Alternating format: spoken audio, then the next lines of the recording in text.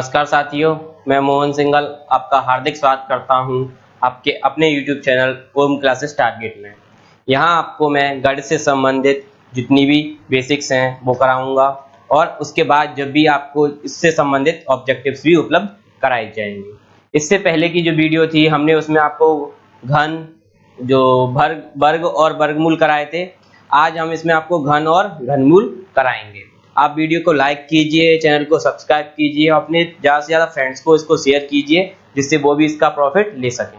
मैं आशा करता हूं कि इससे पहले की जो वीडियो रही उसमें आपने स्क्वायर रूट्स के बारे में अच्छे से समझ लिया होगा, या कोई भी प्रॉब्लम आपको आई है तो आप उसे कमेंट बॉक्स में बता सकते हैं। हमारे व्हाट्सएप ग्रुप पे, व्हाट्सएप चैनल पर भी आप बता सकते हैं।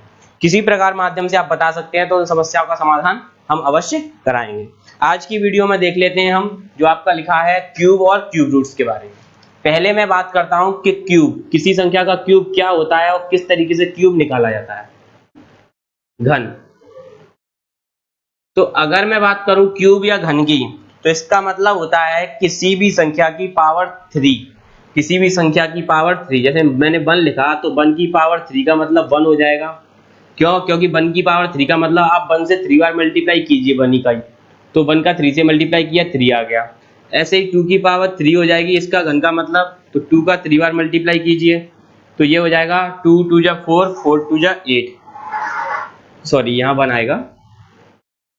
इसी प्रकार अगर आप 3 से भी देखें तो 3 गुणा 3 गुणा 3 27 हो जाएगा। यानी किसी भी संख्या की पावर 3 लिखने पर, किसी भी संख्या की घात 3 लिखने पर उसका उसी संख्या से 3 बार गुणा करने पर क्या मिलता है आपको? उस संख्या का घन, उस संख्या का क्यूब मिलता है, उस संख्या का क्यूब मिलता है। तो आपसे कहा जाए जैसे कि मान लो कि 7 का क्यूब निकालो, तो 7 का क्यूब मतलब 7 का गुणा 7 से 3 बार ऐसे कर दो तो 7 7 49, 49 सत्ते हो जाएगा आपका 343। ऐसे करके आप किसी भी संख्या का घन निकाल सकते हैं।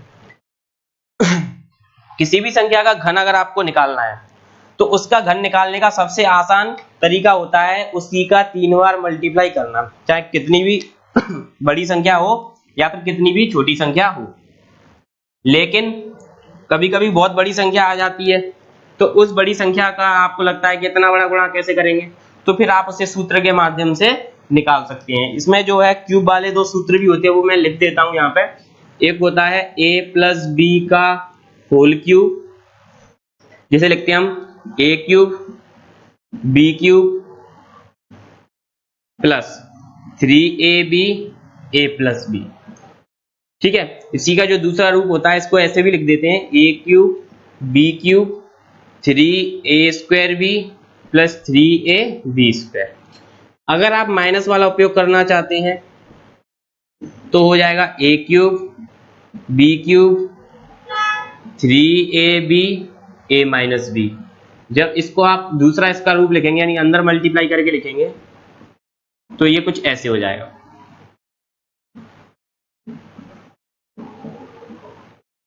तो ये है क्या, इसमें ये है कि जब जैसे आपको बहुत बड़ी संख्या दी है उसका घन निकालना है। जैसे कि मैं अगर कहूं कि बहुत बड़ी संख्या आपको क्या दी है, बहुत बड़ी संख्या से मतलब मेरा ये है कि 99 दी है, तो आप कहें 99 का 3 बार गुणा निकालना थोड़ा सा और लगेगा आपको, या 101 दी है तो इसका घन निकालना आपको थोड़ा सा ये है कि बार बार गुणा करेंगे।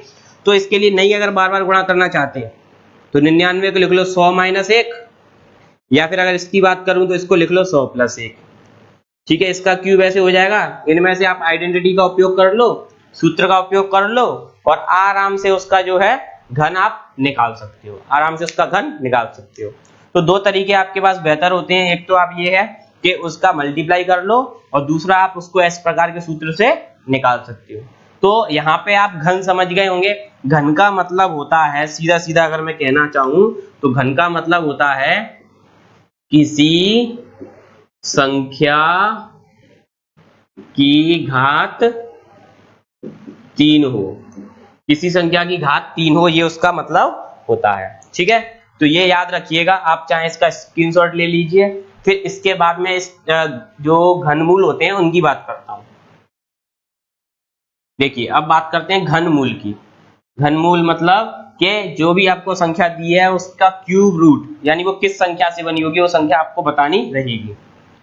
तो जिस प्रकार मैंने आपको वर्ग और वर्गमूल बताए थे, कुछ उसी प्रकार ये आपके घन और घनमूल उसी से संबंधित हैं।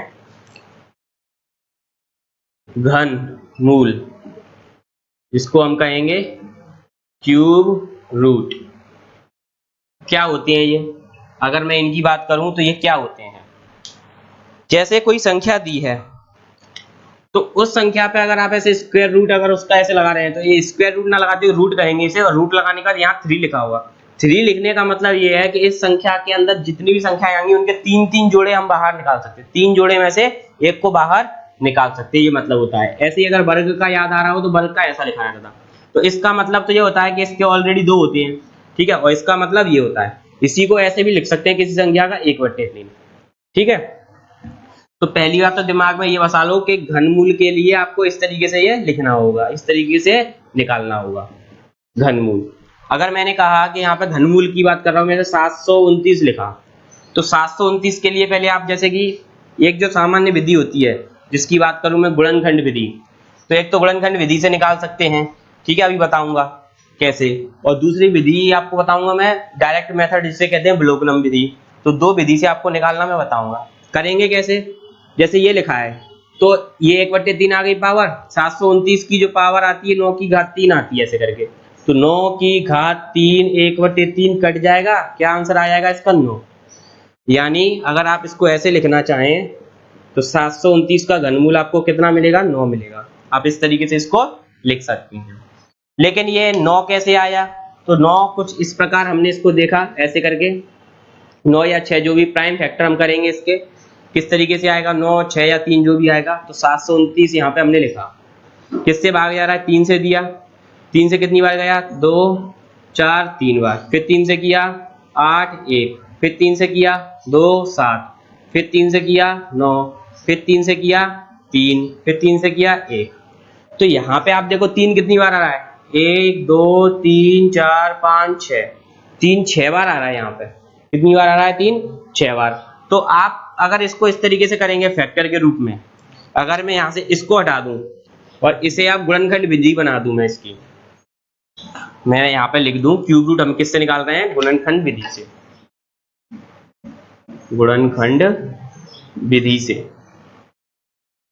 तो अगर गुणनखंड विधि से अगर इसके हम क्यूब निकाल रहे हैं तो कैसे निकालेंगे, देखिए, तो 3 गुणा 3 गुणा 3 गुणा 3 गुणा 3, 6 बार आना चाहिए, 1 2 3 4 5 6। अब मैंने कहा था आपसे कुछ के 3-3 के जोड़े बनेंगे, क्योंकि यहाँ 3 लिखा है पावर, तो 3 बार का आप एक बार निकाल सकते हैं। तो इस 3 में से आपने एक 3 निकाल लिया, इस 3 में से एक 3 निकाल लिया, तो कितना आ जाएगा, 9। इस विधि को आप गुणनखंड विधि कहेंगे, जिसमें सबसे पहले आपको फैक्टर करने होंगे। जब आप फैक्टर फाइंड कर लेंगे, जब आप गुणनखंड निकाल लेंगे उसके, तो गुणनखंड निकालने के बाद उनको आप इस तरीके से लिखेंगे। लिखने के बाद आप क्या करेंगे, इसमें से 3 निकाल लिया, इसमें से 3 निकाल लिया, 3 गुणा 3 कितना हो जाएगा, 9।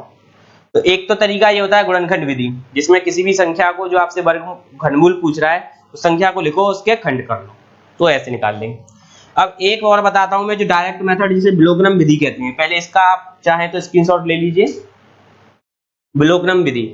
लेकिन विलोपनम विधि बताने से पहले मैं आपको बताऊंगा कि कुछ संख्याओं की आपको इकाई अंक ऐसे पता होना चाहिए कि संख्या क्या है उसका अंक और जो घनमूल है उसका अंक। तो वो मैं आपको यहाँ पे नोट करा रहा हूं, वो देख लेना। देखिए, मान लीजिए मैंने यहाँ लिख दिया है ऐसे, संख्या का इकाई अंक, उसका घन, संख्या का घन और घन संख्या का इकाई अंक।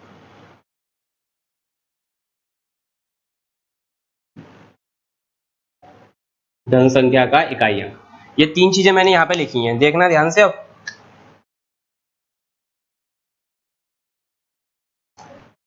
देखिए, अगर मैंने कहा कि किसी संख्या का जो है इकाई अंक 1 है, तो 1 का घन कितना आएगा, 1 ही आएगा, ठीक है। अगर ऐसे नहीं आ रहा हो तो ऐसे देख लो, 1 का घन किया कितना आएगा, 1 आएगा।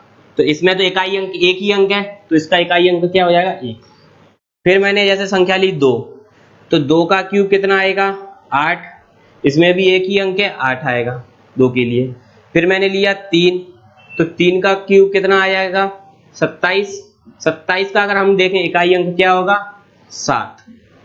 फिर मैं बात करूं 4 की, तो 4 का क्या हो जाएगा 64, जिसका इकाई अंक कितना हो जाएगा 4।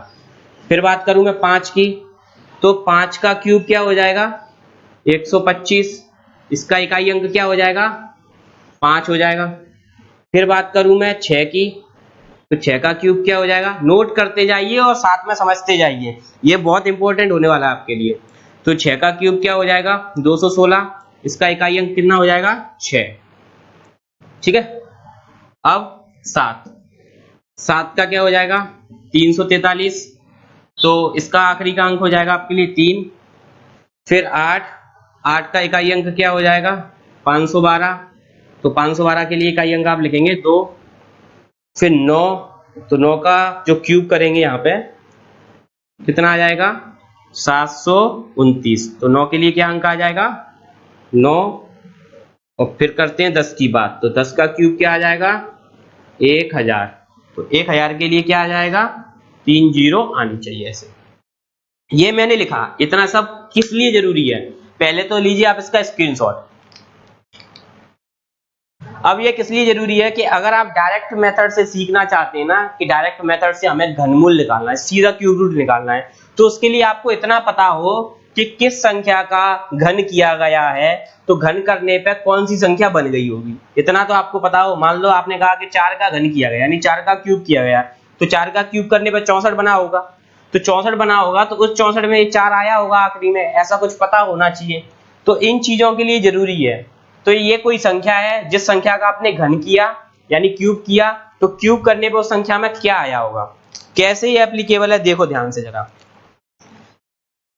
मैंने एक कोई संख्या लिखी, मान लो 1728 लिखी मैंने, ठीक है, मैंने क्या लिख दी 1728 लिखी।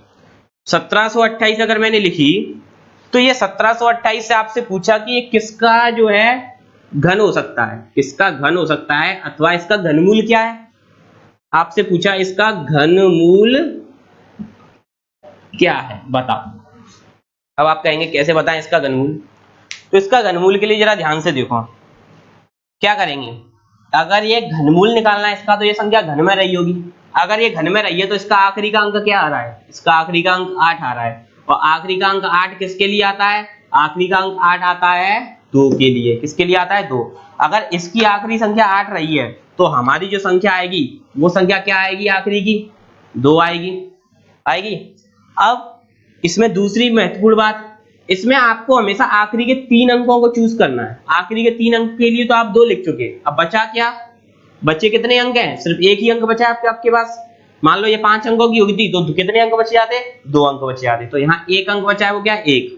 अब ये बताओ कि 1 अकेला 1 बचा है, 1 में किसका क्यूब आ सकता है, 1 में तो केवल 1 का क्यूब आ सकता है, क्योंकि 2 का क्यूब 8 बहुत ज्यादा हो जाएगा, तो 1 का क्यूब आ सकता है। तो आप यहाँ एक्सपेक्टेड नंबर आपकी 1 होगी, क्या लिखेंगे 1। इस प्रकार ये संख्या आपकी क्या आएगी 12, कितनी आएगी 12 12, यानी वो नंबर 12 होगी 12 होगी जिसका घन करने पर 1728 आएगा। तो इस प्रकार आप डायरेक्ट या इसे ब्लोक्रम मेथड कहते हैं, उससे आप आराम से निकाल सकते हैं, लेकिन उसके लिए टेबल आना बहुत जरूरी है। पहले टेबल का स्क्रीनशॉट आपने ले लिया होगा, अब मैं इसको मिटा रहा हूं, कुछ 1-2 एग्जांपल आपको निकालकर ऐसे और बताता हूं, ठीक है।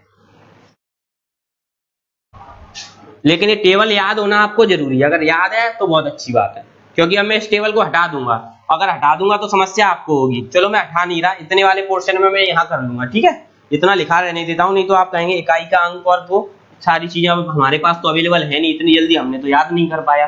तो मैं 1-2 एग्जाम्पल यहाँ साइड में बता देता हूँ, मैं नहीं दिखूं वीडियो में कोई बात नहीं है, आपको समझ में अच्छा आ जाना चाहिए। देखिए मैंने अगली जो संख्या आपके लिए ले रहा हूं वो ले लेता हूं 4913, ठीक है। जरा हम इसका भी चेक कर लेते हैं। आप कहें सर एक तो आपने ऐसे करके बता दी, दूसरी भी तो बता दो, दूसरी भी बता देते हैं।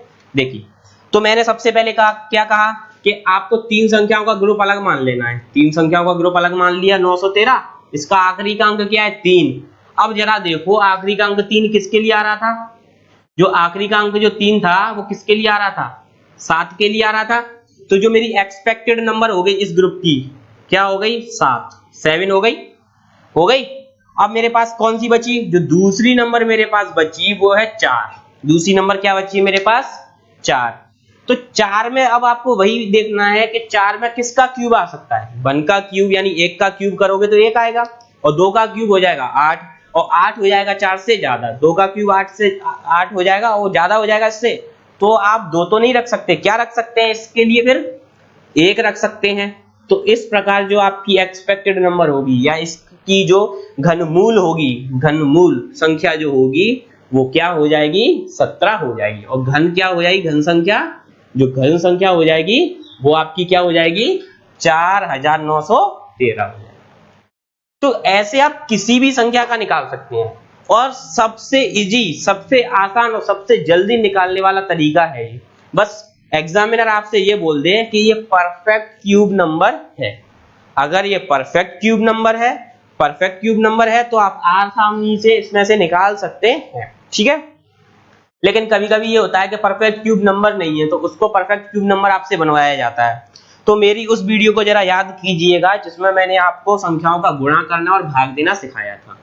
तो उसके लिए आपकी जो भाग विधि होती है, यानी प्राइम नंबर से निकालने वाली विधि होती है, तो आप उसका उपयोग कर सकते हैं। एक मैं बताऊंगा, एक मैं आपको अभी बताने जा रहा हूं, देखिएगा ध्यान से कि मैं किन चीजों की बात कर रहा हूं, तो आपको तुरंत याद आ जाएगा। मैं बात कर रहा हूं गुणा अथवा भाग देने पर प्राप्त घन संख्या, मैं इसकी बात कर रहा हूं। गुणा अथवा भाग देने पर प्राप्त घन संख्या की मैं बात कर रहा हूं। तो कैसे, जैसे मैं इसके लिए मैं इसको क्वेश्चन से समझाता हूं आपको।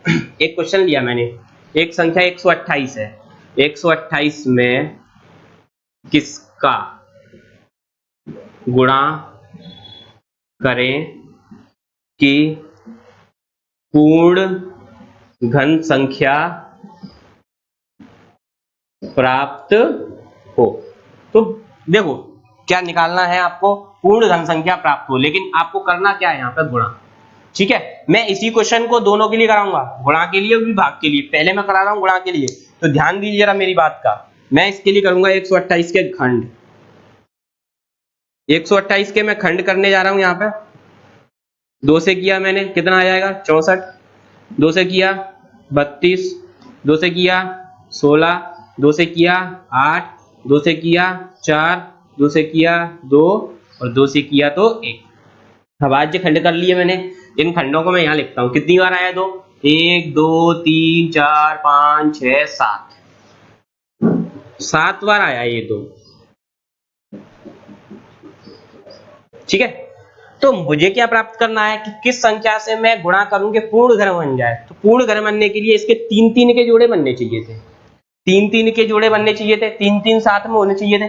तो यहाँ तो 3 ये हो गया, ये 3 हो गया, लेकिन ये बच गया अकेला, ये 2 जो है एक अकेला प्राणी बच गया। अब इसके लिए क्या करें, तो इसके साथ ही लाओ ढूंढकर। अब इसके साथी कौन होंगे, इसके साथी 2 और 2 चाहिए, मैं 2 बार 2 चाहिए इसके साथी के लिए। तो इसके साथी के लिए मैं क्या करूंगा, 2 बार 2 यानी 2 गुणा 2, इस संख्या से गुणा किया जाए। ये संख्या क्या हो गई 4, तो हम किससे गुणा करेंगे 4 से, 4 से गुणा किया जाए। किससे गुणा किया जाए 4 से।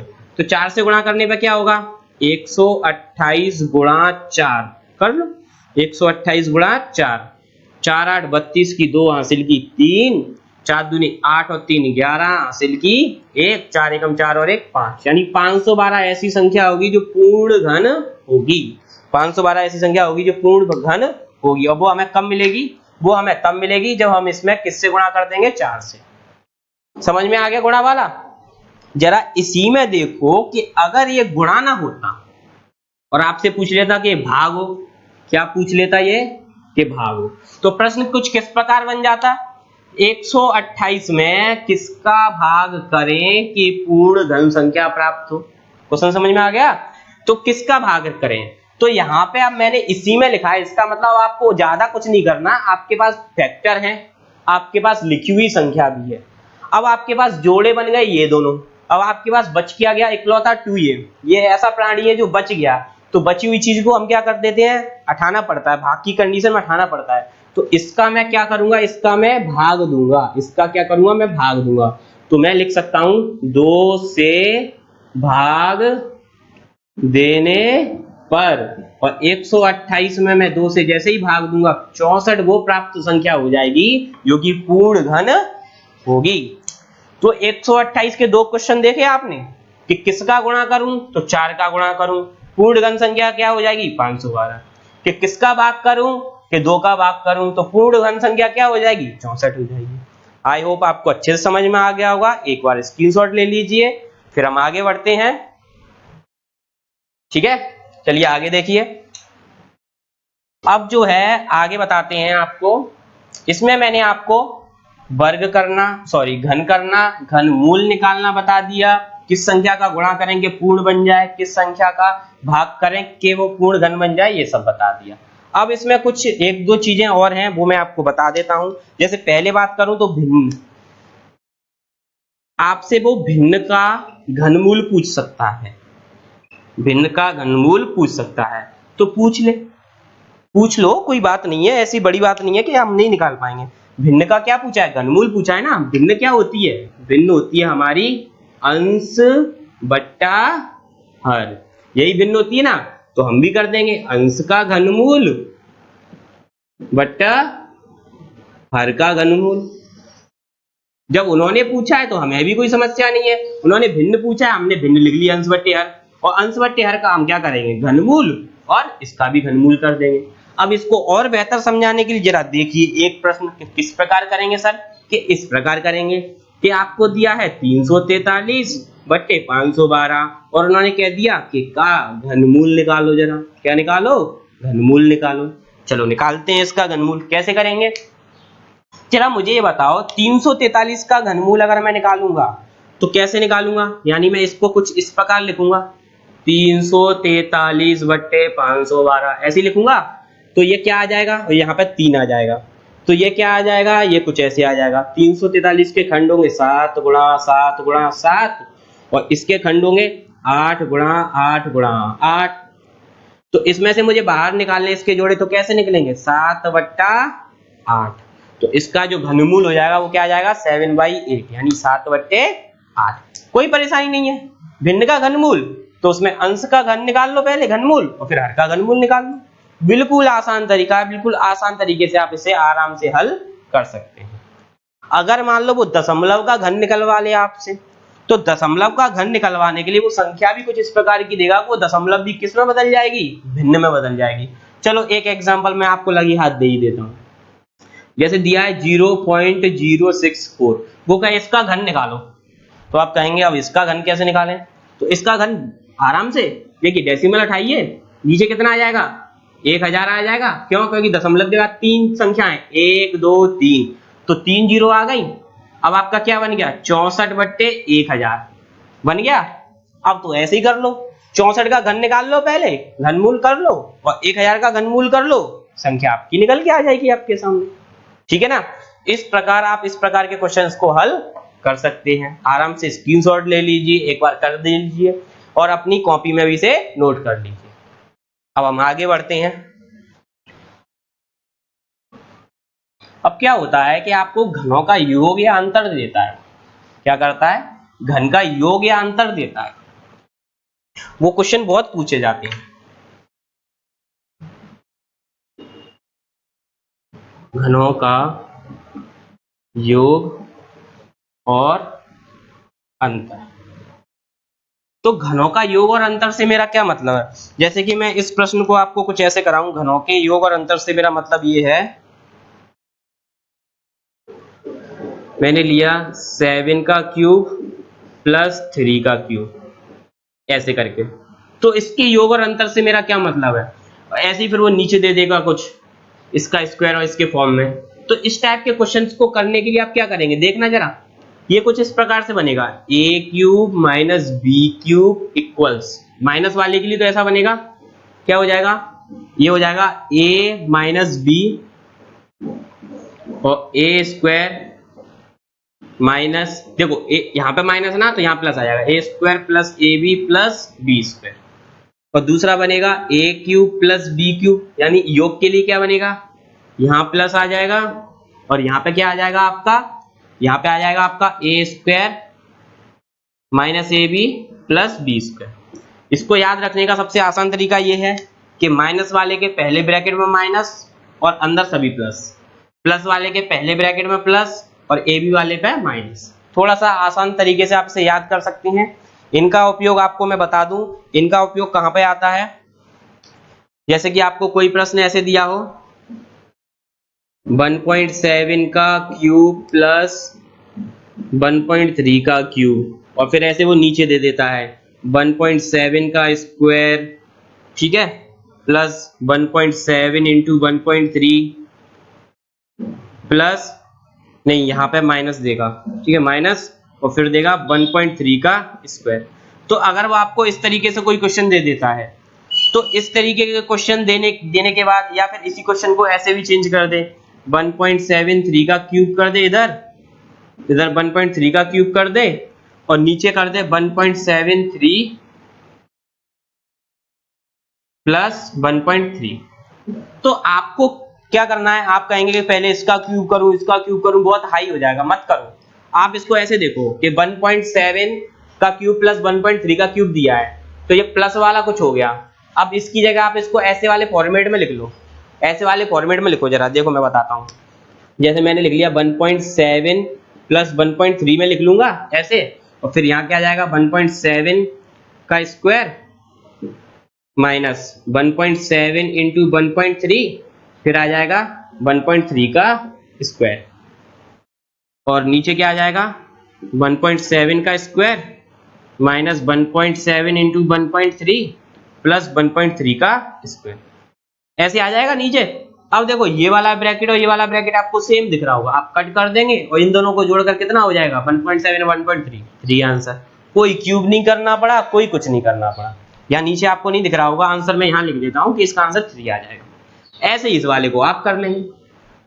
तो इनका कहाँ उपयोग होगा, इन दोनों फॉर्मूले का, वो मैंने आपको यहाँ पे बताया है, समझ गए। इस तरीके से आप इन्हें कर सकते हैं, लेकिन इन दोनों फॉर्मूले को ध्यान में रखना कि हम इन्हें कैसे करेंगे, कब उपयोग करेंगे, और दोनों फॉर्मूले आपको याद होने चाहिए, दोनों फॉर्मूले याद होने चाहिए, ठीक है। तो स्क्रीनशॉट ले लेना आप इसका, क्वेश्चन का भी लेना चाहो क्वेश्चन का भी ले लेना साथ में, जिससे आपको समझ में आ जाएगा बाद में कि एक क्वेश्चन हमने कैसे सॉल्व किया। अगला इसमें एक लास्ट पॉइंट और है, वो मैं आपको बता देता हूं। इसी के साथ जो लास्ट इसका जो है, उसके साथ हम इसको घन और घनमूल को, जो भी टॉपिक है उसको समाप्त कर देंगे। फिर भी यदि कोई भी समस्याएं आपको आ रही हैं तो आप हमसे कांटेक्ट कर सकते हैं, कमेंट बॉक्स में बता सकते हैं, या फिर हमारे व्हाट्सएप ग्रुप पे भी बता सकते हैं। इसका जो आखिरी वाला है वो मैं आपको बताने जा रहा हूं, वो है आपका कि अगर आपको कुछ ऐसे दिया है,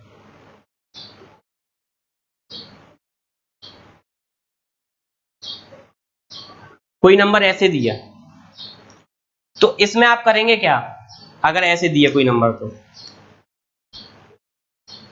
अगर कोई नंबर ऐसे दिए तो इसमें क्या करेंगे आप, इसमें आप सबसे पहले देखिए x को सॉल्व करेंगे। सबसे पहले क्या करेंगे, x को सॉल्व करेंगे, और जब आपका x सॉल्व हो जाएगा तब आप इसको सॉल्व करेंगे, ठीक है। अब जैसे ये नहीं समझ में आ रहा है तो मैं इसको बताऊंगा, लेकिन याद रख लेना, पहले क्या होगा, वर्ग सॉल्व होगा, पहले वर्गमूल लेंगे, फिर घनमूल लेंगे, ठीक है। और करेंगे कैसे सॉल्व, देखिए एक एग्जांपल लेते हैं इसका जरा जल्दी से। एक इसका एग्जांपल लिया मैंने, यहाँ 3 लिखा मैंने, और यहाँ पर मैंने लिख दिया, मान लो 64 लिख दिया, ठीक है। क्या लिख दिया मैंने, 64। इसको सॉल्व करना है, तो इसको सॉल्व करने के लिए पहले क्या होगा, मुझे 64 का वर्गमूल लेना पड़ेगा। 64 का वर्गमूल क्या होगा, अगर 64 के वर्गमूल की बात करूं मैं, तो 64 का वर्गमूल ऐसे आप करेंगे तो 64 का क्या आएगा, 8 इंटू 8 आएगा, तो मैं इसको 8 गुणा 8 लिख सकता हूं, यहाँ पे 3 आ जाएगा।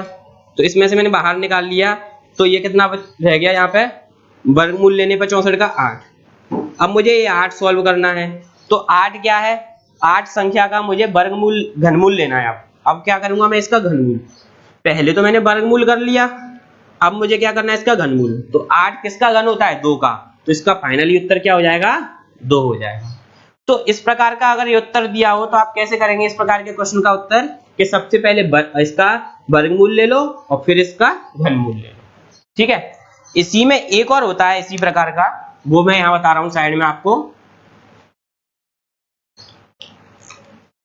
इसमें क्या होता, अगर ये कुछ ऐसा बन जाता, इसका डिजाइन कुछ ऐसा बन जाता, ऐसा मतलब कि अंदर घन पहुंच जाता बाहर वर्ग रहता, तब हम क्या करते?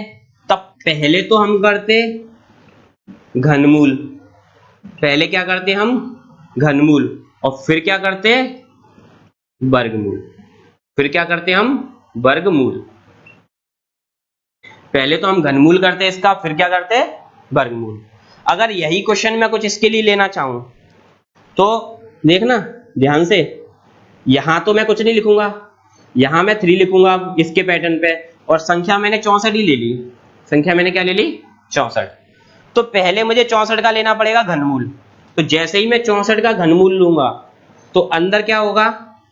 3, ये आ जाए, यहाँ 3 नहीं रहेगा, 1 मिनट, ये 3 रहेगा और ये हो जाएगा 4 गुणा 4 गुणा 4। तो इसके बाद क्या हो जाएगा ये? इसके बाद आप देखना इसमें से बाहर निकाल लूंगा मैं, तो ये 4 आ गया बाहर, क्योंकि इसमें 3 में से एक बाहर निकाल लिया मैंने, तो 4 बचा। अब इस 4 का मुझे वर्गमूल लेना है, तो 4 का वर्गमूल कितना होगा? 2। 4 का वर्गमूल क्या होगा? 2। तो बस ये देखना है हमें कि पहले अगर ऐसे लिखा है तो पहले वर्गमूल करेंगे फिर घनमूल, और ऐसे लिखा है तो पहले हम घनमूल करेंगे फिर वर्गमूल। स्क्रीनशॉट ले लीजिए आप इसका। इस प्रकार मैंने घन और घनमूल से संबंधित सभी प्रकार के इसमें आपको टॉपिक, बेसिक जो भी फॉर्मूलाज थे, कंसेप्ट थे, सारी चीजें समझाने का बेहतर प्रयास किया है। उम्मीद करता हूं आपको भी अच्छे से समझ में आया होगा। आप वीडियो को ध्यान से देखिएगा पूरा, उसके साथ ही अपने नोट्स बनाइएगा। इसमें जो इकाई वाले अंक हैं उनको याद रखिएगा, उससे आप किसी भी संख्या का क्यूब रूट आसानी से निकाल सकते हैं।